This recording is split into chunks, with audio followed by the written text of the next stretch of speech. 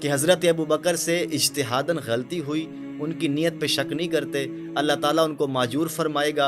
और ये गलतियाँ फ़ुरूई मामलात हैं। अबू हनीफ़ा का शाफ़ी से इख्तलाफ है, शाफ़ी का मालिक से इख्तलाफ है, सुभान अल्लाह, इमाम इब्न हज़म का इख्तलाफ है, सुभान मूसा का अल्लाह, हारून से इख्तलाफ हुआ, हज़रत अली का अब्बास से इख्तलाफ हुआ। आहा, इन मसाइल में हक़ व बातिल के फ़ैसले नहीं होते, नीयत के मुहर्रिकात तय नहीं सुभान किए अल्लाह, जाते। हम सैयद कायनात के साथ हैं, उनकी राय को दुरुस्त समझते हैं। आप हज़रत अबू बकर की तरफ अगर निस्बत करते भी हैं गलती की, तो कोई मसला नहीं है।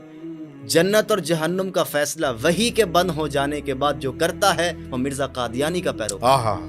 जो बिल्कुल रसूलुल्लाह के ख़त्म नबूवत के बाद आसमान से राब्ता मुनक़ते हो जाने के बाद नियत के मुहर्रिकात तय करे। ये ज़ाहिर पे फतवा लगता है, भाई ज़ाहिर पे फतवा आप ज़ाहिर पे लगाए ना। मैंने ज़बान से एक जुमला बोला है तो मेरी ज़बान से निकले हुए जुमले पे हुक्म लगाएं। आपने तो मेरी शख्सियत को ही दागदार कर